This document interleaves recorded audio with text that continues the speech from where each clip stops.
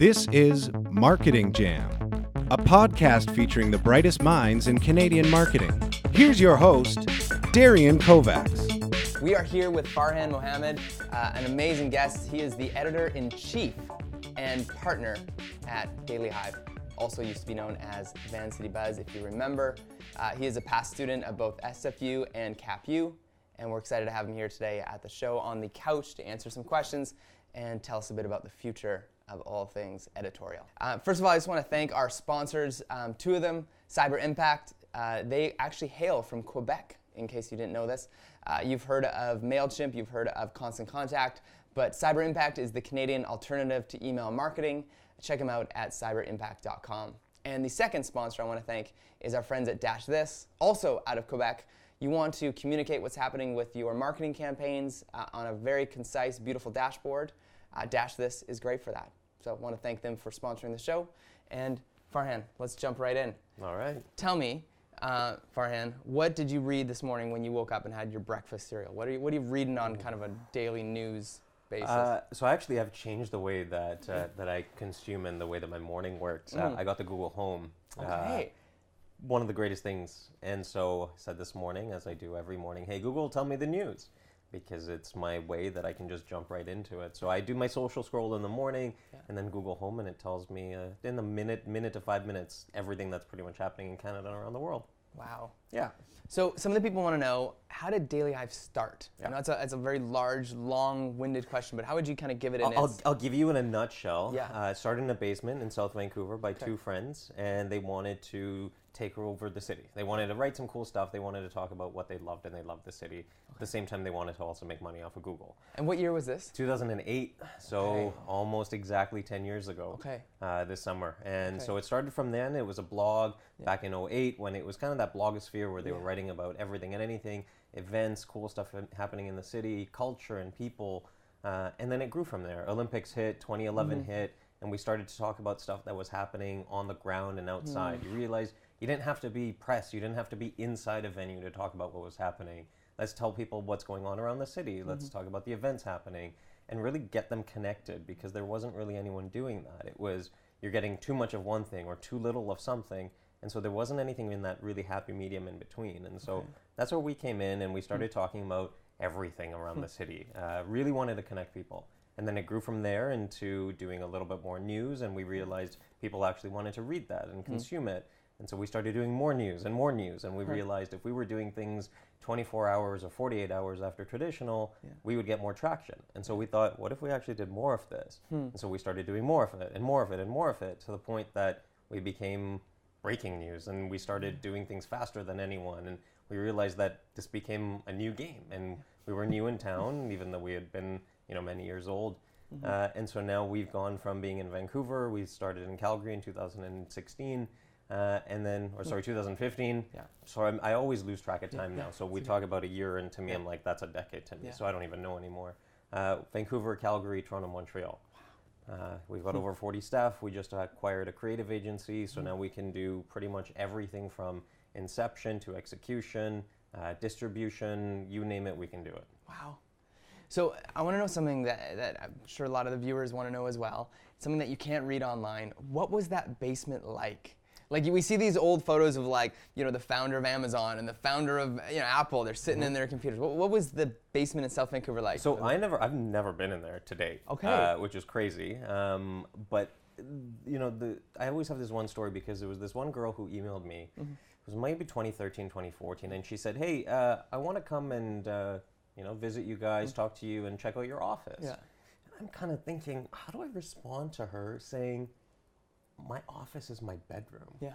Okay. It was that weird one where that's the way that it was. I still remember it was beginning of 2014. We opened up our first office near Gastown. And we got a knock on the door, and the guy walks in, and he's trying to sell us something. And he looks, and he turns his head, and he's thinking, and he says out loud, like, "Where's the rest of your office?" Yeah. There's a little 350 square foot space. Yeah. And we said, "No, this is it. This is Vancity Buzz. This is HQ. This is our operations." Yeah. And every single person from there has been just completely blown away. So it's been, our office is wherever we need to be. I have my computer here with me. If this needs to be my office, this is my office. I would just need your Wi-Fi password. So Yeah, it's peanut butter, in case you're wondering. If you ever visit Fort Langley, you want to get some Wi-Fi, come buy jelly, and it's peanut butter. So what was the vibe like between you and the two other founders? What was kind of your each direction and your purposes at that point? Yeah, I mean, everyone wants different things. Ultimately, we all have had pretty much the same end goal in place, which is build stronger community, connect our community.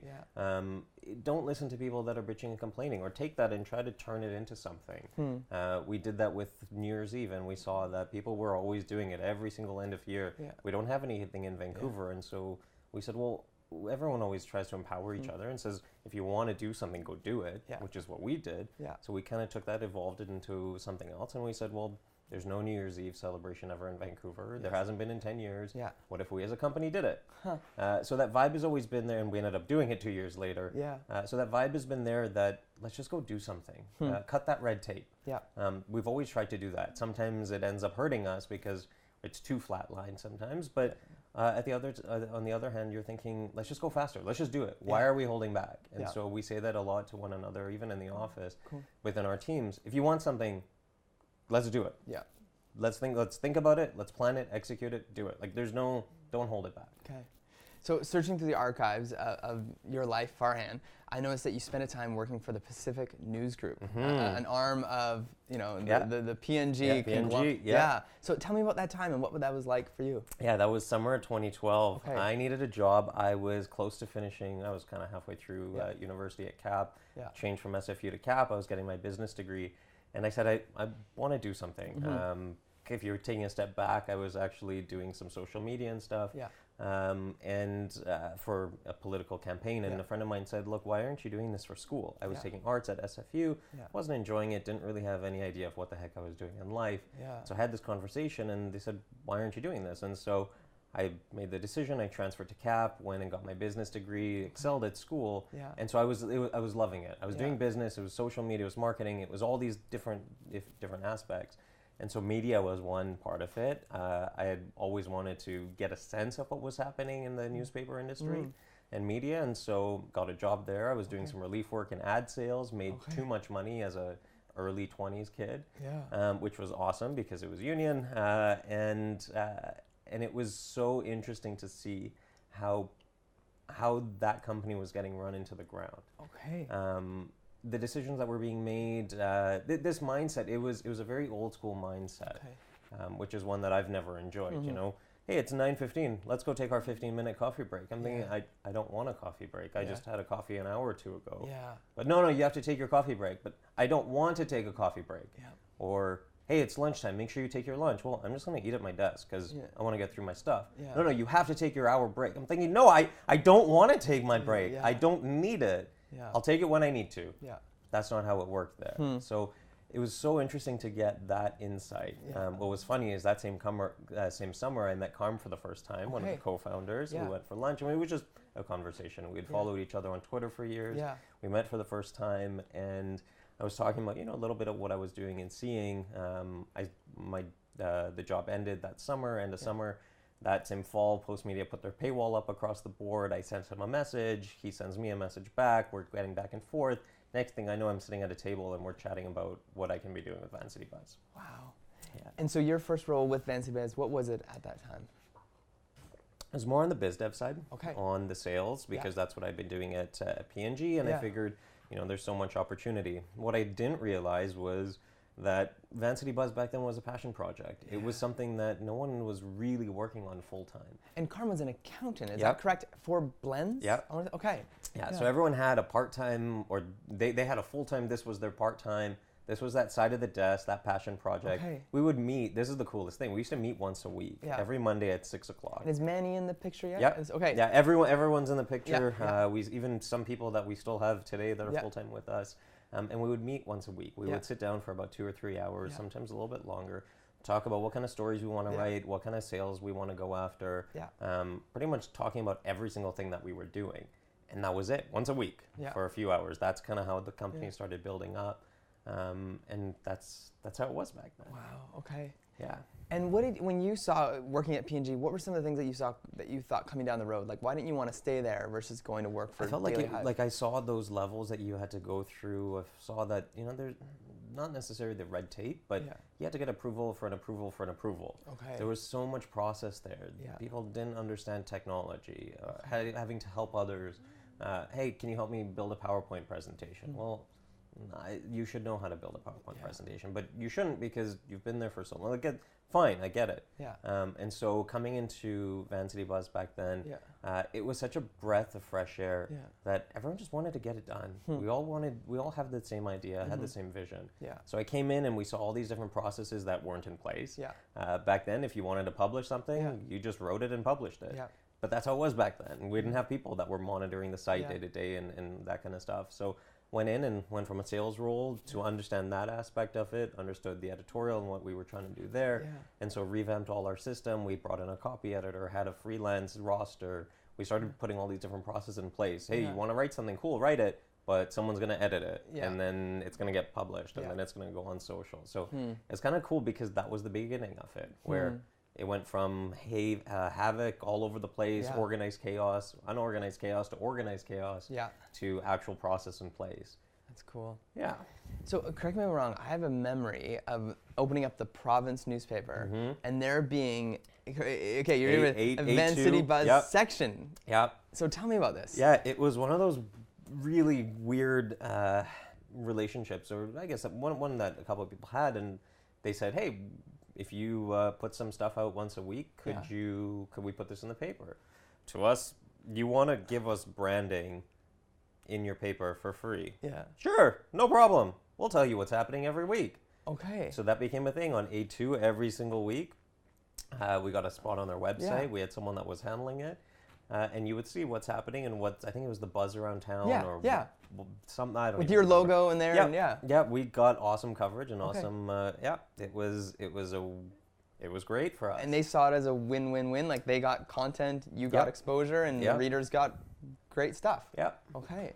Okay. And how did that end up ending, or was it kind of a? I think it was one of those that it just kind of never got renewed. Yeah, it just withers away. Okay. Yeah. So speaking of traditional and digital, kind of new emerging media, forces merging, I'd love to hear your opinion on the Glacier Media purchase of VIA, if you have an opinion or thoughts. Yeah. It makes sense of what they're trying to do. I've always been a big admirer of community papers. Yeah. And so on that side, I love what they're doing. I love what anyone who's in the community is doing. Yeah. It takes what we're doing. I wish we could be more on the North Shore and the Tri-Cities and the Fraser Valley. So you think Glacier's like their local papers? Like Yeah, that's the kind of stuff that I love seeing. Yeah. It's to me, it's unfortunate that that's the kind of stuff that's dying. Yeah.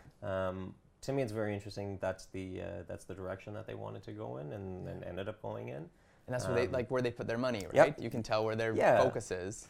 Yeah, you can tell. The one thing that with VIA, with others, is you kind of lose sight of what direction they're going in. Yeah. With others, you see it even cross-country publications that you start to lose focus. You start writing stuff that isn't in the realm of what you're writing or what you've normally been doing.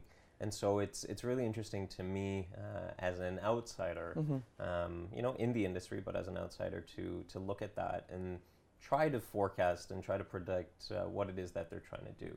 Okay. I look at them and other publications and other conglomerates where they're going, and you have one content or one publication here that's publishing content.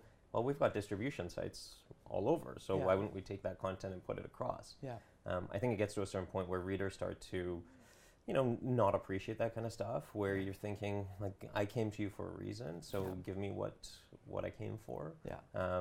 And so, it'll be interesting to see what happens with them. Okay. And for you guys, is there ever a point where you were like, oh man, this is so much work, it costs so much money, it's so much risk, let's just throw up our hands and sell out to one of the big conglomerates? I don't think the sellout would be it. Yeah. I think it's that constant, I know for me at least, it's that constant fight like within you that, and you must always feel this way as an entrepreneur, that you're thinking, I love what I'm doing, but man, this is exhausting. Yeah. At what point do you want to say, I just don't want to do this anymore? Yeah. But then I've had that many times. Okay. You go through it all the ways where you're thinking, there's just too much to do. Yeah. That mountain is just, you see the light at the end of the tunnel, you see that the peak of the mountain, but then all of a sudden it gets higher and Yeah. higher and longer and longer, and you're Yeah. thinking, when is this ever going to end? Yeah. So on one hand, you're dealing with that, but on the other, you're thinking, look at what we actually get to do, Yeah. and what we are able to do. I look at New Year's Eve with us, and as an example, I look at, in 2017, we met with Justin Trudeau, Prime Minister. We met with Christy Clark, then Premier, John Horgan, now Premier. We just met with Mayor Gregor Robertson, who just announced that he's not going to be re-seeking election. So like we have the ability to do so many cool things, and that's on the political side. Then on the community side, we're able to talk to so many different people. We're trying to build the city and build the community and build the country and the world, and they're trying to communicate and connect. And so on one hand, you're thinking, man, this is exhausting. On the other, you're thinking, but look at what we're actually able to do. So yeah, you just keep fighting and fighting, and you keep doing it, and the end result is there. And so you think, why would I not continue this? Why would I not want to do that? Selling out is one where you look at thinking, why would you do that? Yeah. For what purpose? You have something cool that's going. Yeah. Why would you want to give it to someone else and say, you do what you think is best? Yeah. No, it makes sense. So on that note, do you remember the time when people, maybe thought, oh, you're just a little blog site over there? Do you remember when the tide turned, when now, the Prime Minister of Canada is like, hey, if I want to be interviewed, I want to be interviewed by the editor of Daily Hive? Do you remember when that switch happened, when you went from those guys to those guys? Yeah, I don't know if there's like one time. Okay. I feel like there have been many times along the way. Okay. Where you get those little wins here and there. I don't think there's ever been one gigantic one. Okay. I still feel like today some people look at us as a blog and think that we don't know what we're doing. I've read comments over the past few weeks that say, oh, they just must have 2 writers still in a basement somewhere. I'm thinking, we have over 40 staff. Yeah. Look at our masthead. Go online and you can see pictures even of our office and see people. People who have experience, people who are journalists, people who have we have so much experience now that it's ridiculous that we still have to fight that. But I think there's been all these little wins here where we'll break a story or we get a scoop. I still remember when Kanye was coming, but then it was canceled, but then it was back on and then it was canceled. And we got a scoop and we had an insider who gave us some info, and we said we've heard rumors that this is what's going on. And you had traditional media who were calling us out. Yeah. This is a concert. This is not the end of the world. This is anything life-breaking and life-changing. So why wouldn't you give up a source? And we're thinking, no, we have a source. We're sticking to it. Yeah. And all along the way, we were right about it. We got called out by everyone in the city, but we were right. And so that was one. Any time that we get to interview someone, it's always kind of that one step. But I feel like for every few steps we take forward, there's always a few steps you take back. So it's this game that you're constantly playing, but. Yeah. So long as you think and believe that the work that you're doing is right, and that's really all that matters. And when you say the steps back, what does that look like? Well, you make mistakes. Okay. I myself and between Carmen and Manny, their partners, we don't have the journalism side. Okay. We were all business grads, so that's the world that we know, and we've been trying to make it every single day for the past almost 10 years. It's been just trying to make it. You learn a lot through public life. You put something out on social and all of a sudden you get attacked for it. We just made a mistake recently and you realize, okay, you got to slow down a little bit. You're moving too fast. And so I think there's a lot of things that get thrown at you, get hit at you. You got to take curveballs and you're all day long. And so it's good though. I feel like if everything was good and fine and dandy, it would be too easy. So you have to make mistakes. And so long as you own up to it and you're transparent about what's going on, I think, that's what life is all about, and that's what business is all about. So being, the show goes across Canada and people are listening to it, but let's talk about Vancouver. The Province and the Sun are our 2 big newspapers here in town. I don't know the exact number of layoffs, but I want to say it's around the 60, 70 people were laid off from those 2 newspapers. Are you finding they're coming to you for jobs to work and report for Daily Hive now? I've had some people who've hit us up and said, hey, if you're interested, we're always looking. I think it's unfortunate because with us, we run so lean that we don't keep too many people on board, and so for every person that we bring on, it has to be strategic. It has to make sense.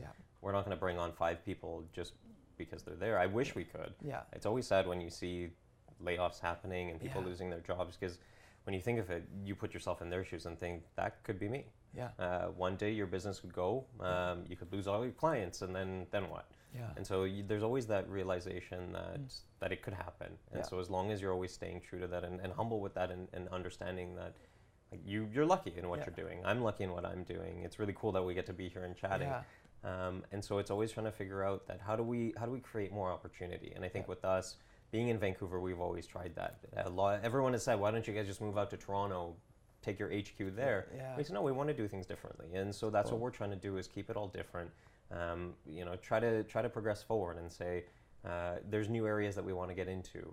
How do we bring on new people for that? How do we continue to build our numbers up? To me, we're in 4 cities right now. I want to be in 100 cities at some point. 100 cities means a hell of a lot more staff. And so there will come a time, but you have to do things in a smart way. And I feel like a lot of companies, they make the wrong moves, and then the people on the bottom pay for it. Yeah. So we're also, in light of Vancouver Courier and other newspapers actually shutting down. What does that mean to you every time you hear about another traditional newspaper shutting down? What do you think? What do you feel? And what are your thoughts on that? On one hand, you're thinking, this is super sad. Again, I hate to see people lose jobs. On the other, you're thinking, is this your fault? Was this because of the stuff that you're doing? But then, you start to think, if it's not you, it's going to be someone else. You look at what's been happening across the country, around the world even, new publications, new outlets. They're trying stuff and seeing if it's going to work, and it does, and then they run with it. And so I feel like, it's just poor management, poor decisions. You've got people at the top that are making decisions for the bottom, thinking they know what's best, and then it gets run into the ground.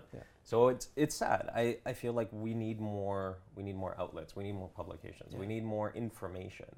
And when you see outlets closing down, 24 hours, right? And we're going to see more. I don't think this is the end of it. We're going to see more over the next few years. And it's sad. And you guys aren't slowing down. So no, we don't have plans to slow down. We just keep going full steam ahead. Like I said, it's unfortunate. I wish there was more. We need more competition. We need more. Imagine if it was just us. It would be great on one hand, but then at the other you're thinking, no, but what are we trying to do? You want that healthy competition. If there was one team playing the NHL, they would win the Stanley Cup every single year. I don't want to watch that. So why would we want to play against ourselves? So across Canada, is there anyone that you'd see as competition that you're like, man, they're doing a good thing over there? I mean, everyone is competition. I think that's the one that we have to always keep in mind.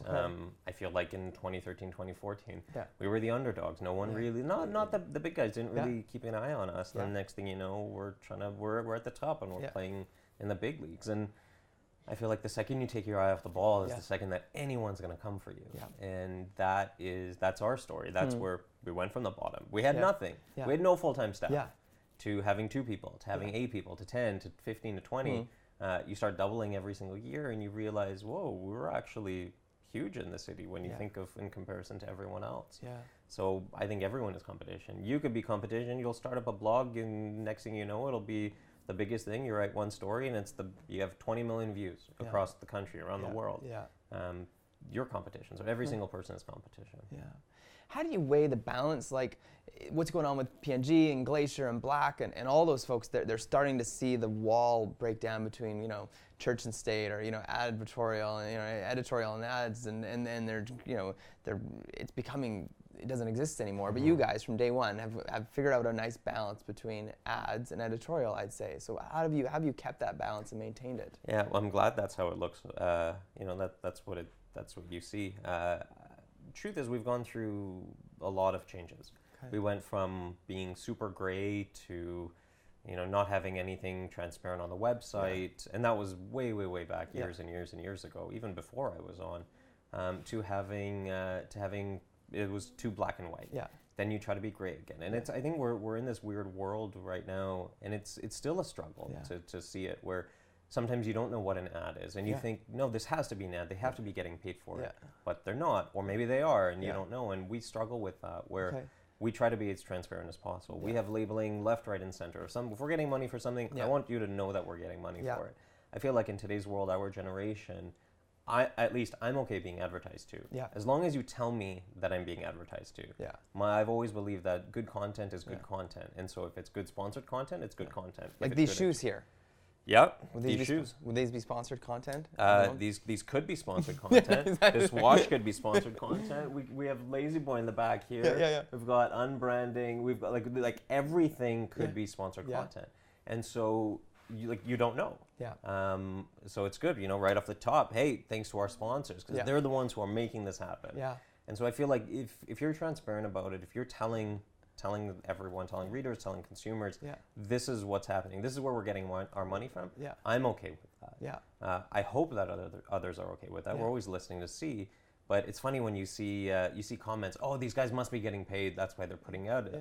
I'm thinking, man, I wish we were getting more money from McDonald's. I wish we were getting money from these things. Yeah. But also, it's clicky type stuff. It's good. It's a good story. Yeah. Do you want to know that there's free coffee tomorrow from whichever coffee shop? Yeah. You should probably know that. Oh, it looks like you're getting paid. No, but you're getting free coffee. Why wouldn't we tell you you're getting free coffee? Yeah. So it's trying to bridge that gap between the two and have great content. I would love that all of our content has sponsors attached to it, so that we're getting paid for all the content that we have, but we're not.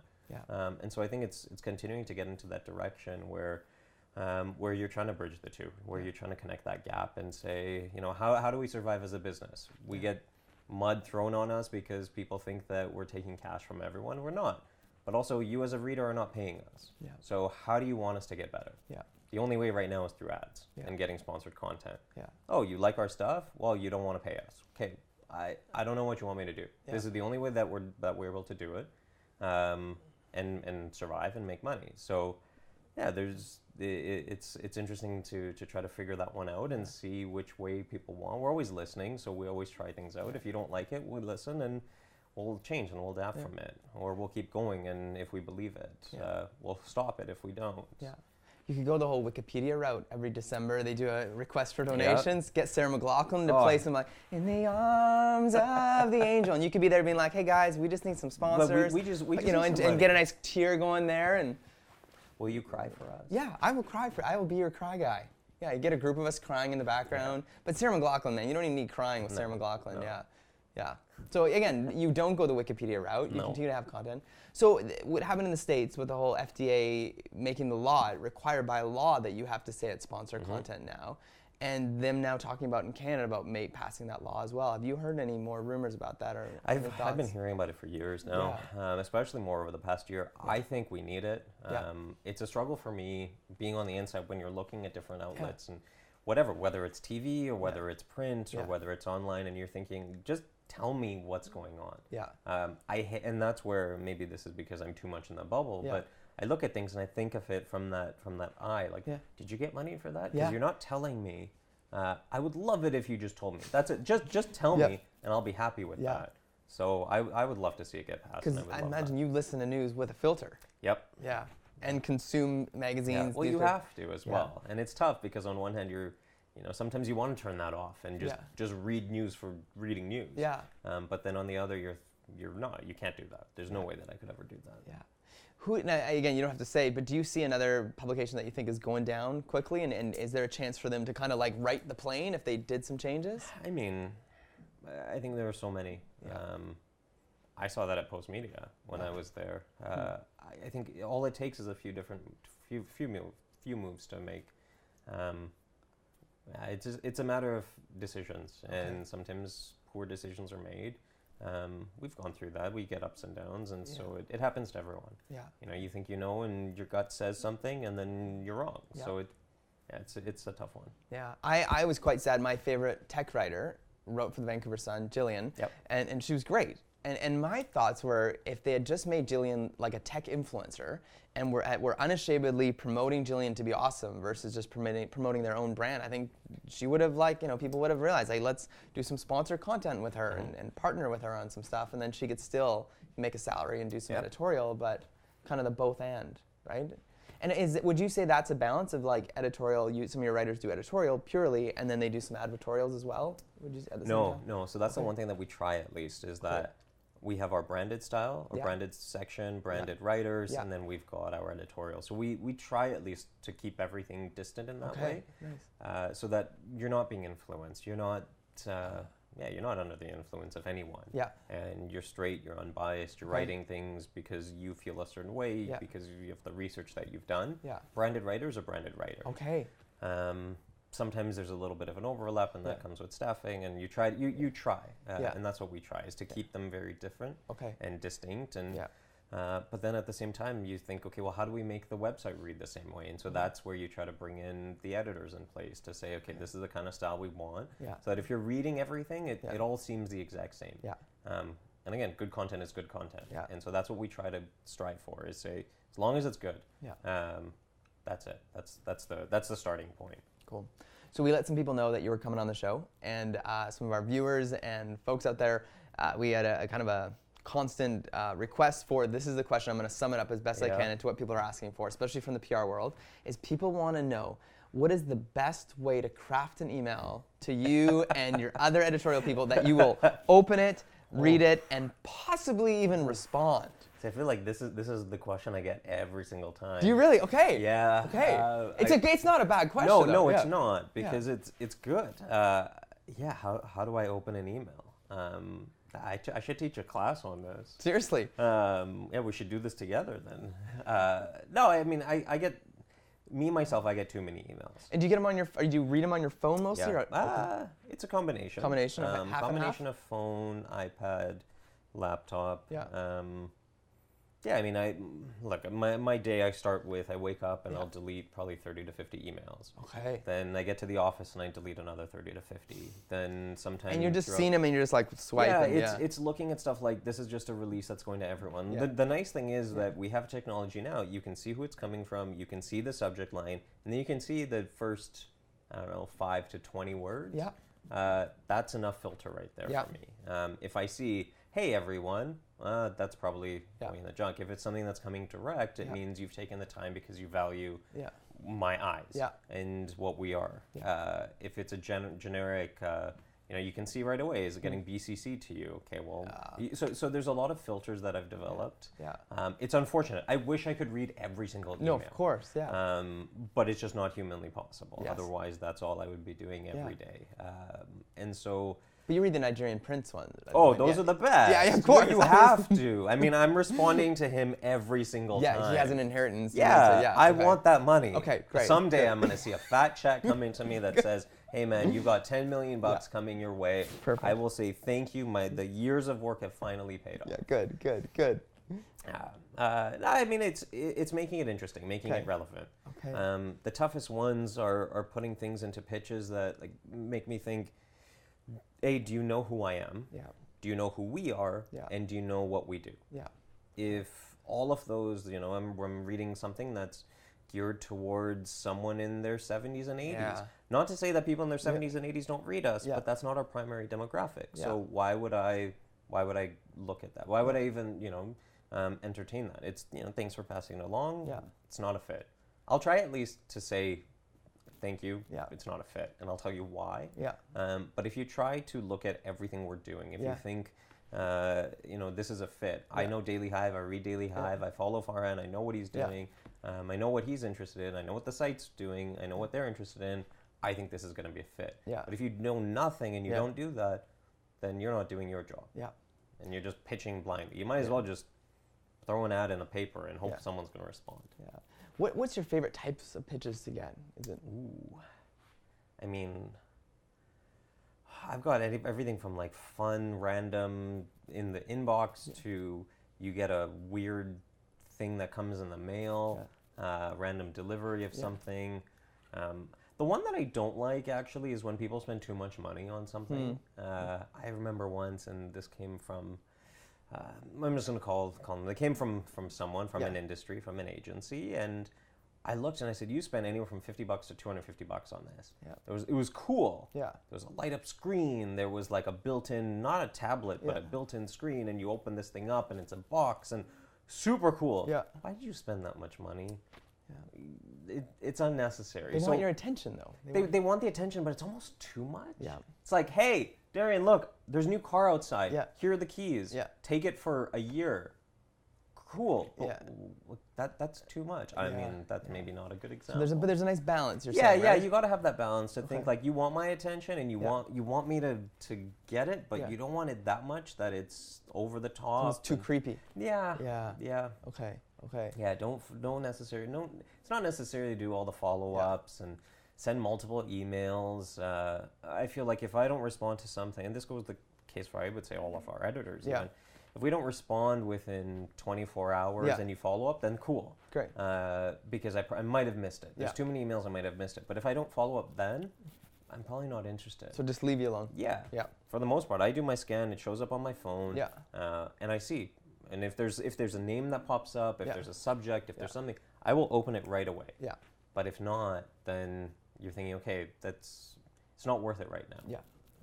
Again, I wish we could get to everything, but it's not possible. Yeah. And as far as like for people going into PR or that are in PR, what's the best way for them to get to know you or for them to put a face to a name? Social media. Okay. Twitter, Instagram. Twitter, like everything's open. Slip into your DMs. I mean, that's where it's a little bit much. Okay. Okay. Yeah, it's fun sometimes. Yeah. You know, I was at IKEA the other day, and you get people who are. You know, you do the picture of the ice cream because it's obviously. $1 ice cream. Oh. Why would you not eat it? Yeah. So you get people that are responding. They're like, "Oh, that looks so good. I wish I was at IKEA eating Yeah. that $1 ice cream." Yeah. That's fun. Yeah. But not like, "Hey, so how was that vacation you just went on? How was the beach?" I'm like, that's a little bit much. Yeah. But it's cool because Yeah. at the same time, that's what social's for. That's why my things are open. Do you respond? Yeah, sometimes. Okay. Yeah. Yeah. And Twitter? Yeah, Twitter I try to as much as I can. Yeah. I mean, Twitter is how I started.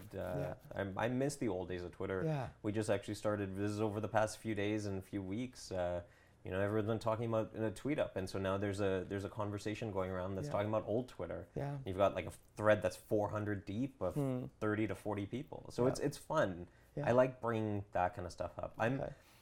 I think social for me, I sometimes get into these weird chirpy moods. Yeah, and not chirpy in the sense like I'm going to attack you. Chirpy like I'm going to poke fun at every single thing. Yeah. So you know, to me, social's that outlet where I can go to and you just have fun with people. That's kind of how this 400 thread started. Yeah. Hey, I'm going to CC 40 people, or however many. Yeah. All of a sudden, it turns into a big conversation because Awesome. everyone's thinking what's going on. Yeah. Do that with Instagram, and it's fun. I think social is that thing that it's not my alter ego. It's I'm just having fun with it. Yeah. LinkedIn? Do you like when people message you there? No. Yeah. Okay. No. Do you even read those? No. Okay. Facebook Messenger? No. No. Don't message you there. No. Okay. Do you check your messages there? Actually, Facebook rarely. Okay. I went back in time and I saw from months ago that I got something that I should have read, and I didn't. It's tough, you know. We've got Slack, text message, Messenger, WhatsApp, email, phone call. There's Instagram, Twitter, mail. LinkedIn. Yeah, snail mail. So I've got at least 10 different ways for you to get in touch with me. Yeah. If you look at my phone right Bananagrams? now, what is that? The guys come and they sing you a song and they like bananagrams, right? Never had a bananagram? No. Guy in a banana suit and he's like, hey Farhan, I got a song for you. Here's a message. Do. Really? I know what I'm getting for Valentine's Day now. So in case any watchers and listeners out there, Farhan has never gotten a bananagram. So any bananagram fans out there, especially if you're in PR, this is a man in need of a bananagram. Bananagram, just for clarity there. Sorry, keep going. Do you have a banana suit? I might just happen to have a banana suit. I can show you after this, for bananagrams, You know, obviously. I know someone who has a banana suit. Really? I'm gonna hit her up. Yeah, be like, yo, why haven't you hooked me up? Yeah. Okay, Yeah. but it's for a very important message. Yeah. Yeah, okay. You can't do it for everything. No. Like that's maybe like once every 2-3 years. Oh yeah, and for very elite special people. Yeah. Yeah. If you saw my phone, anytime my phone is sitting there and it lights up, and you know, Do you have your phone on you? Yeah. Okay, so I'm gonna show you because this is like, look, this is. Whoa, you put notifications on everything? I mean, Gmail, Slack, and Instagram. I've seen a lot of. Yeah. Okay. So this is just what my. Whoa. Like, there's red dots everywhere. Do you ever clear your red dots? No, I can't. I try. I can't. Never. Okay. Nothing is on those second screens. These are you ignore these apps, right? That you just download. That's like them my once. banking stuff, my coffee, Your Netflix. Yeah, Trello. Yeah. Yeah. But everything is right. Like, there's red dots everywhere. But that's life. That's just how it is. So when people, so it's funny because when I'll go out and, oh, you're so hard to get in touch with, I show them. And I'm like, listen, this is life. 59 unread text messages. Yeah, like it's just, who's texting you this? I don't know. Really? I don't know. How about, okay, so why the Gmail app and the Apple Mail app? So here's the reason. Because Apple doesn't give you through Gmail, because through dailyhive.com, we've got it through Gmail. Yeah, Google Docs. Google Docs. You can't get, Apple doesn't give you the push notification for Gmail. So then Gmail gives you the push notification. Okay. So that's why I say my phone is always there. Yeah. That it'll always light up every single time I get an email. Yeah. If I need to, if I see it that's interesting, I'll jump on it right away. Yeah. But that's the only way that it works. But otherwise, I check my email once an hour, once every other hour. So what are the apps you mostly check?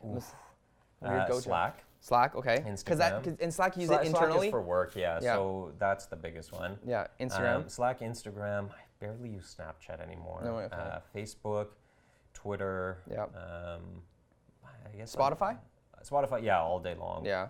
WhatsApp now and then. There's too many group chats now. I've muted, like all my family chats are in there, and I just mute all of them. Look at these people waiting for, like Darcy. Hey, it's Darcy. Did you get my email last week? Hi, can I text her back? Text her back. Okay, how about just a photo and just be like, here, let's just do this, see if she responds, okay? Just be like, do you sorry. know Darcy? What's that? No. Just be like, sorry. And then see what she says. All right, there we go. There we go. All right, well, she's getting a text back today. Oh, man, okay. So that's the life. That's the life, okay. Yeah. So you could like go into a shell and like just disappear and get caught up, but you don't have time for that, I've right? done that. That's what. Okay, so here's like the on a Saturday, Sunday, you disappear. Yeah, that's what happens. You hermit. It'll be Sunday night. I'll be sitting there on the couch, in bed, on the desk, and I'm thinking, okay, I'm gonna respond. Are you a couch guy or bed? Which one? Now more couch. Couch, sit on the couch. Yeah. On your laptop? Yeah. On your lap? Okay. Yeah. Actually, no. Even open the iPad. Yeah. iPad with keyboard. iPad really? Pro. It is one of the best things because you have no distractions outside of that. Oh, that's you have a good one window point. and one window only. Because with the computer, you got so many things. You can go tab, command tab to something else. Yeah, but iPad you can't. Oh, I mean you can, but no. I'm responding to one thing and one thing. So you put the keyboard here, iPad. Yeah, okay. I could just tab. Yeah. I go with me even, and I was just. And you get to inbox 0? No. Okay. No. Okay. So here's the problem though: is like think of it from a sales funnel. Yeah. If you send an email to 100 people, or you send 100 emails, individually, you're gonna get responses. Yeah. So now, Farhan wrote me back. So think of it. You went from 200. You just got rid and you went down to 100. Oh, tomorrow comes. You're up to like 300, 400 just because it's a normal day. All those people start replying. Yeah. Your inbox now goes to 500. Wow. So then all of a sudden you do it again, and it's just it's this vicious cycle. Oh, wow. So what do you do? Can you figure like you gotta tell me what you do? I need some secrets here. Do you well I go off a whole like either do something with the email, like I do an action, I have something to do, or I delegate it if it's delegatable. So maybe another writer, or I delegate it to someone on the team, or I delete it. So do delegate or delete. It's hard for me to delete emails. I archive. I'm an archiver. Okay, yeah. Because what I love about the Gmail app is like you find everything. Yeah. So I archive everything. Yeah. I'm like, oh yeah, I know so and so. I just like the DDD though thing, right? Do delete or do delegate or darchive, we could say. Yeah. So that's my go-to. But you're saying, but the problem is, it's true. Like I'll hermit up for a Saturday or a Sunday, and I'll get caught up on all the stuff. But the reason I like Saturday Sundays is that no one's gonna respond right away. So it's like tennis. I don't volley all these balls over, and then I get bombarded. You just hit them over the fence. But there is an app I saw where you can respond to all your emails, and then they just send it all at once. Oh yeah. That's like through Boomerang. Yeah. So I used to do that. But that's gets weird. But you know what? Like if. You just try. Yeah, you try it. I try every day. Them, and then I would schedule them all for 6 a.m., 7 a.m. Yeah. And then people think, oh, you get all your emails at that time. So instead I'm thinking, you know what? If I'm going to email you at 10 o'clock at night, I'm going to email you at 10 o'clock at night. Yeah. You don't need to respond, but I'll do it when I can. Do you feel the pressure, or do you feel like if it's that important, they're gonna come back to me? I mean, I have sent emails sometimes saying, hey, I totally lost this. It's been 4 months, and I wanted to apologize. Are you still interested? Yeah. Some people say yes, some people say no. Yeah. And it's tough. But not like the New Year's baby. I got the New Year's baby story. No. Yeah. But like stuff that's ongoing, like evergreen content, evergreen brands. Yeah. Okay. Yeah, and it's tough. Like what we're trying to do now, we're still to me, we're still a baby. Yeah. We're still in startup phase, Yeah. even though it's been many years.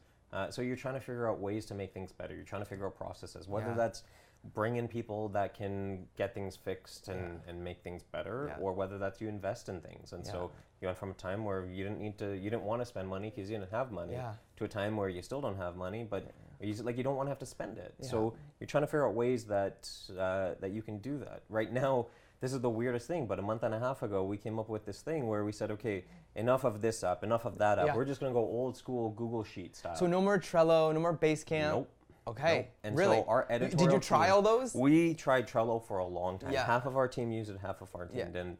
Right now, Google Sheets. Google Sheet. Google Sheets is the bomb, though. Yep. Like most PR agencies I talk to use Google Sheets for all their tracking. It is so messed up, and all I said to everyone is, listen, we're going back to simplicity. Yeah, it's free. We're simple. We're gonna be upgrading in the near future, and probably the next few months, to Airtable. Okay. Which is, if you haven't used it, one of the greatest tools. Really? Airtable. It is like Google Sheets on steroids. Really? Where think Trello meets Google Sheets. Really?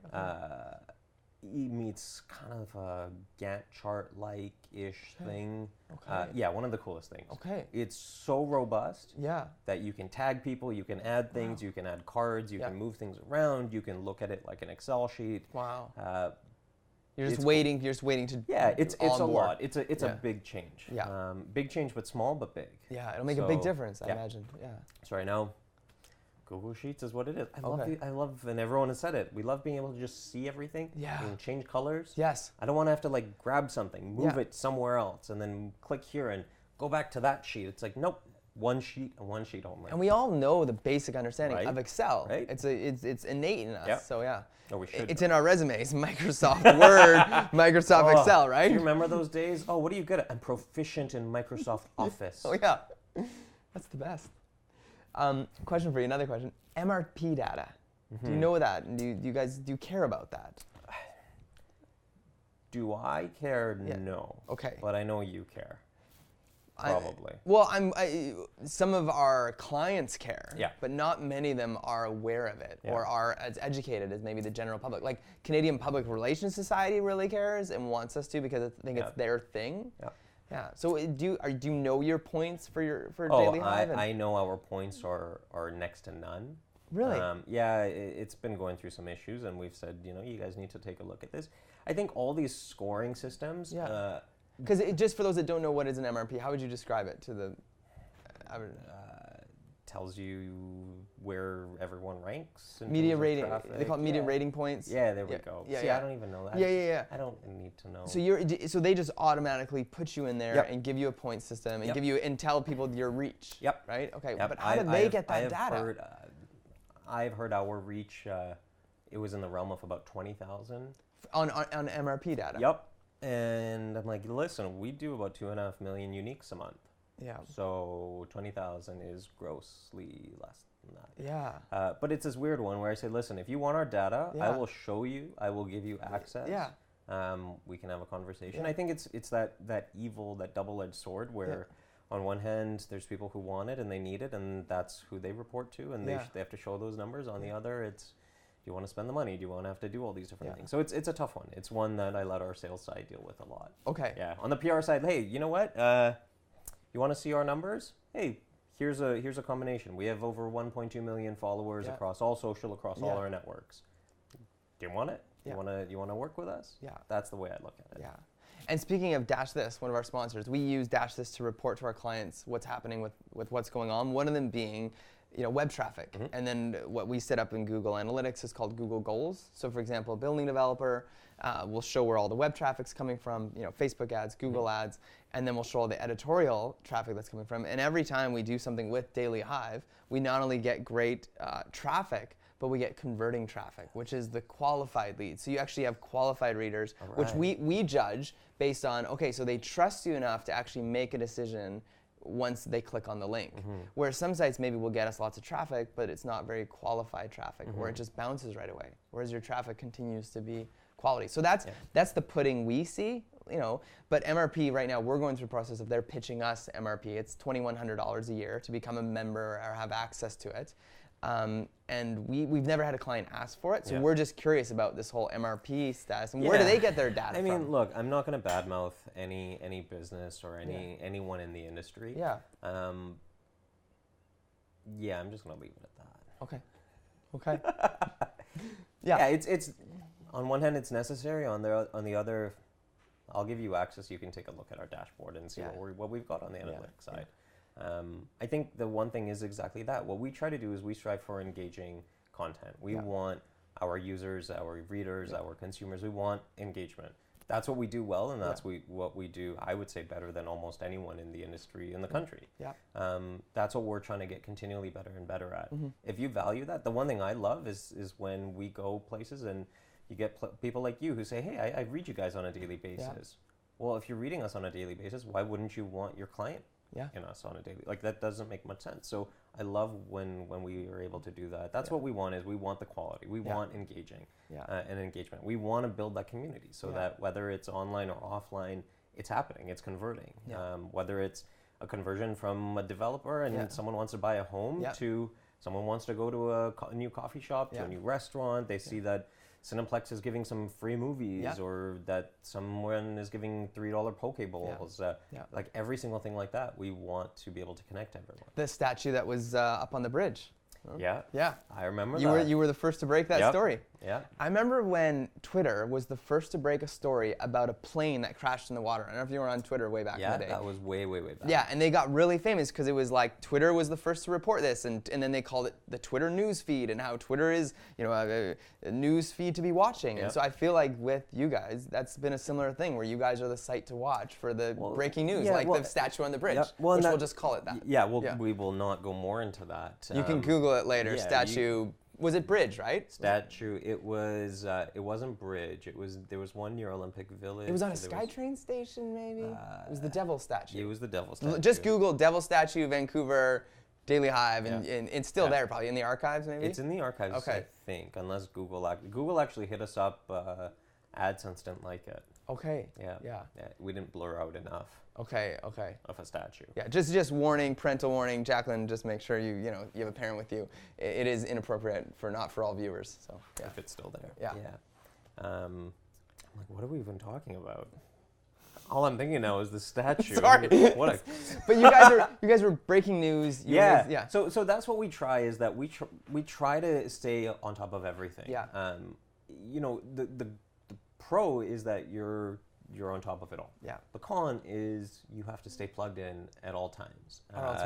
Non-stop, 24/7. Because the expectation's there, the pressure's there. Yep. And so we've set that bar so high for ourselves that we can't screw that up. You're not 24/7 though at your office, right? People in there. No. Okay. And so here's the nice thing about being national. Yeah. We have people who are awake on Eastern hours. So from 5:00 a.m. Pacific time until, let's say, could even be 10:00 Pacific time. Yeah.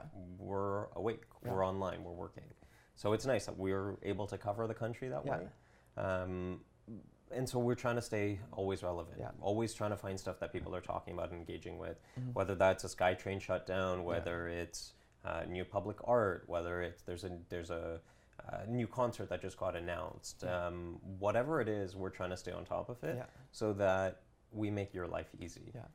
You go online, whether it's social, whether it's on the website, there's always something new for you. You don't have to do anything. You just come to us. We give you everything. Wow. And would you say Daily Hive has birthed a couple new kind of brands, would you say? Like the food brand site and then now the development site? Yeah, and so what we realized is that we've become so big. It is what it is, and we do too much content, which is a great thing. We do over 50 to 60 pieces of content across our network every single day. Most people don't see that. They just think, I see your 4 or 5 stories a day. I'm like, no, we do like 10 times that. And so what we realize is that there's different tones for different parts of the site. Our food section, which is now called Dished, it's more fun. It's more lively. You want to go eat somewhere. You want to go drink somewhere. You want to connect with friends over a meal. And so this is that place. And so we have fun with it. It's a very fun vibe, very fun voice. And so last June, we launched that, and that's called Dished. It's just straight on Daily Hive. You can click on Dished and you go to it. Just recently, a couple months ago, we launched Urbanized, and that was our way to put real estate development, urban issues, community development, all of that all into one. Yeah. And so that's a little bit more, not necessarily serious, but it's more talking about community from a serious lens. Let's talk about how we can make this better. Yeah. So those are the first two. We're launching more. Okay. I mean, it just makes sense. Yeah. From an optics standpoint even, it would just look like, you've done two, what's next? Yeah. So we've got more that are coming. We're looking at ways that, how do we just build different brands? Yeah. And I think that's the way the future is going. How do I get it a little bit more personalized? Yeah. I don't want to read everything, which is true. Yeah. I take off my hat from what I do on a day-to-day basis, but I like arts, but there's certain parts of arts that I like. Yeah. I love sports. Yes. I love food. Yeah. I love business, but only some parts of business. There's all these different things. I like lifestyle, things to do with lifestyle, health and fitness and wellness, but I'm not necessarily so big into fashion and shopping. And so there's things that I like and things I don't like. Yeah. Rather than coming to just dailyhive.com, I don't want to come and get a variety of everything. Yeah. What if I was just to follow certain niches and say, like Dished. I can follow Dished, I can follow Urbanized. Cool, I love food. All I want is Dished. Give me Dished all day long. Yeah. And I think that's where we're becoming a little bit more customized. So if you were to say, listen, I just want food and tell me everything in the world of food, follow Dished. You'll get everything you want. Or on Instagram or on Facebook. Yeah. Follow it and you'll see it in your feed nonstop. Yeah. I love it on Instagram. All I see is, I love it, but it's not good for my health because all I see is good-looking food pictures all day long. So on one side, you're like, damn, I want to go eat all the time. Yes. And on the other, you're thinking, no, I can't do that. Yeah. So question for you, are you a Marvel or DC guy? I mean, or either. I would say kind of more Marvel, maybe. So Spider-Man, Spider-Man? Yep. Do you ever feel like you want to just channel your inner J. Jonah Jameson? Do you ever get in that mood? Do you know who that character is? Spider-Man's boss, ran the Daily Bugle. Oh, Bugle. Oh, that guy's an idiot. Yeah. He was a jerk. Yeah, do you ever get in the mood? You ever get like grumpies or like the hangries and you just... Do you get angry and grumpy? I get hangry if I don't eat, and yeah, I don't go crazy like J. Jonah Jameson, but I'm thinking as an editor editor of a news feed though, do you ever feel like you want to channel, you have some connection there because you have similar careers? Sometimes. Okay. But no, that's like you keep it chill. Yeah, I try to be nicer about things. I try to be the happy, happy. It's not as stressful in your world, maybe, compared to the newspaper grind. Yeah, I mean, I think they were more that kind of world is more focused on the day-to-day news. I think stop the presses. Let's get to the press. Yeah. What is that headline? Why did you put it on the front page? What a stupid picture. Get another picture of Spider-Man, Peter. No. Yeah. Okay. No. Okay. No. So speaking of how you run your office, you unashamedly talk about being a smiley. Mm-hmm. It's on your Twitter feed. Mm-hmm. You're involved in the community. You give stories about it. How do you feel that your faith influences how you run the day-to-day operations of what you do? I mean, I don't think it does. Okay. From a day-to-day, I don't think anyone. From what we do, you try to take all hats off, take all bias, take everything off. Yeah. The one thing for me that my faith has done is instill that sense of community, which is why I've probably used the word community. It should be on a bingo sheet today because it's probably been hit about 50 times. But it's all about strengthening community. It's helping one another. The thing that I love when people say, what do you love the most about what you do? It's the cool stuff, I've met the Prime Minister. We've sat down, we've talked for a while. We've done an interview. Like, we've done some cool stuff. Yeah. Don't get me wrong. Done some really, really cool stuff. Yeah. But the thing I love the most is being able to say, we can shine a spotlight on people in the community that need it the most. Whether that's they need help with their business, they need to sell a few products, they open up a restaurant and it's dying, or their restaurant, like whatever it is, they're doing something cool. I look back at the Pride series that we've done every year, and it was a coming out series.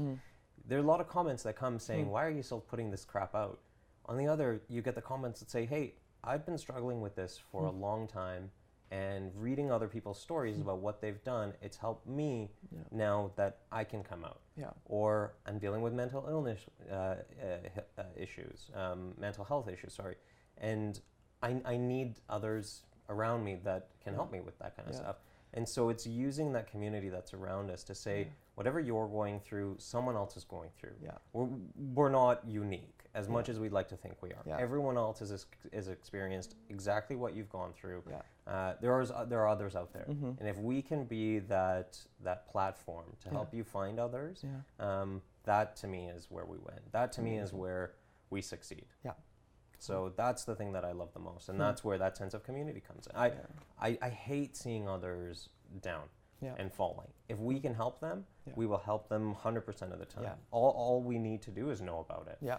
Hit us up and just say, hey, I need help, or I know someone that needs help. Yeah. They're never going to come and say that they need it, but I know they need it. And send it to one of the writers, would you say? Send it to one of the writers. Send it to me, Farhan at dailyhive.com. Yeah. Simple as that. I said my email is plastered in as many places as it can. Yeah. If it's great enough, then we will see it, and it'll get passed on, and we will make it work. And those with great power have great responsibility. So Yeah. that's really cool. Yeah. So one more question that came from the community that I don't want to forget is, will you ever go print? No. Okay. And It doesn't. In some cases, it makes sense. In some cases, Yeah. it doesn't. yeah. I would never shut anything down Yeah. and say a straight up no, which is why it was a Yeah, long I'm curious. no. Yeah. I like that no. That was it was said. There yeah. was a lot going on in that no. Yeah. There's a lot to unpack there. Yeah. I feel like there are many things. You always keep the door open. Yeah. If done right, I think it works. Yeah. I think it's understanding that, like, where everything needs to go. Yeah. There are some cases where newspapers make sense. There Yeah. are some cases that they really don't make sense. Yeah. My grandparents read newspapers. Yeah. They also read Daily Hive, but they read newspapers. Yeah. That makes total sense. There's Yeah. people who need magazines and want magazines. They want to put on their coffee table. Yeah. They want it to look nice in that case. They don't Yeah. care if they're getting it every week or Yeah. every month, Yeah. but they want a nice stack there Yeah. so that they have something to read. Yeah. You saw that in our lobby Yep. when you came in. Yeah. Yeah, so that makes sense. Yeah. So I think you have to realize where everything is going. Yeah. There's always, just like with online, with podcasts, videos, Yeah. written stuff, Yeah. there are so many ways to go about it. It's just a matter of what makes the most sense. Yeah. Who's engaging with this? Who's consuming Yeah. it? And if you can put it in the right hands and give it to the right people, then it makes sense. So I would never close that door, but a lot of times it doesn't make sense. Yeah. So we're a year from now sitting here, or I run into you in the big city of Vancouver, or we're in Montreal by chance because you're there visiting your Montreal office. What does Daily Hive look like a year from now? Ooh, I think we're in more cities. Okay. We've got more verticals. More across Canada? More cities, period. Okay. I think we're in more we have more verticals, Yeah. more branded sections. Yes. We've got more staff. I think we're doing more cool stuff. I think we're tackling more problems. This year, to me, I want us to look at what other problems we have out there. Like in the world in general? More in our community, but how do we like take global problems and solve them poverty? on a local level? Yeah. Okay. Yeah. Homelessness is one. Yeah. Affordability is a huge one. Okay.